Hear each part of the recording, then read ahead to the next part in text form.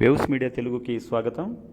నంద్యాల జిల్లా ఆత్మకూరు ఫారెస్ట్ ఘటనపై ఘాటుగా స్పందించిన శ్రీశైలం ఎమ్మెల్యే బుడ్డా రాజశేఖర్ రెడ్డి నిజాలు తెలుసుకోకుండా వైసీపీ నేతలు అంబటి రాంబాబు, శిల్పా చక్రపాణి రెడ్డిలు చేసిన వ్యాఖ్యలపై మండిపాటు.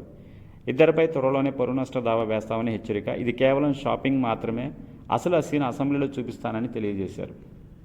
చంద్రబాబు నాయుడు గారి నాయకత్వంలో బ్రహ్మాండంగా గ్రామాలలో కానీ అభివృద్ధి కానీ ఏ కార్యక్రమం సరే బ్రహ్మాండంగా చేసినాం కాబట్టి కాలంలో ఎత్తుకొని తిరిగి మళ్ళీ కష్టపడ్డాం, కూటమి అందరం కలిసి పోరాడి ఈరోజు మళ్ళీ అధికారంలోకి వచ్చి ప్రజలకు సేవ చేస్తా ఉన్నారు. ఇవన్నీ కూడా వాళ్ళకి కనపడవు, వినపడవు.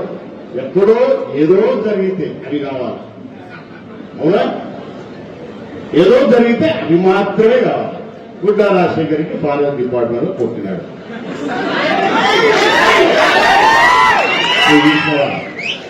బుడ్డా రాజశేఖర్ రెడ్డి గెస్ట్ హౌస్ లో మందు తాగి వచ్చి గేట్లు తెరిసకుండా కొట్టినాడు. వీడు నాకు పెగ్గు కలుపుతున్నాడా?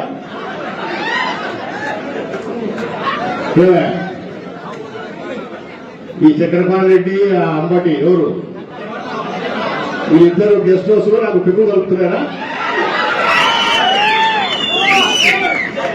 అంటే అప్పుడే కదా నేను గెస్ట్ హౌస్ లో, ఇప్పుడు నేను గెస్ట్ హౌస్ లో మందు తాగి వచ్చినా అంటే వాళ్ళు నా పక్కన ఉంటేనే కదా, లేకపోతే ఎట్టొస్తుంది నేను గెస్ట్ హౌస్ నుంచి వచ్చినట్టు. వీళ్ళిద్దరు ఒకవేళ పెగ్గు కలపాలి, ఒకవేళ సోడా నీళ్లు కలపాలి, ఇదేనా? లేకపోతే నేను మంది ఎటు తెలుస్తుంది వాళ్ళకు?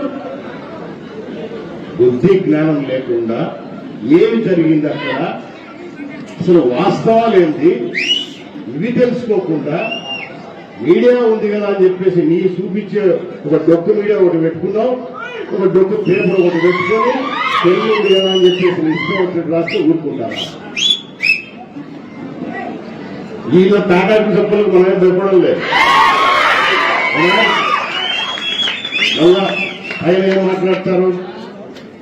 చంద్రబాబు నాయుడు గారు, పవన్ కళ్యాణ్ గారు, ఎందుకంటే అశోక్ మీద కూడా కేసు ఉంది, జనసేన ఇన్ఛార్జి కదా, అంటే వాళ్ళ ప్లాన్ కాబట్టి ఏమైనా పెట్టదా? బీజేపీ ఇన్ఛార్జి అవునా? టీవీలు కూడా పెట్టింటే ఇంకా సరిపోయింది అనుకుంటున్నారేమో. వెనక బండ కూర్చోయింది, మర్చిపోయినారని చెప్పలేమా? నేను ఎట్లా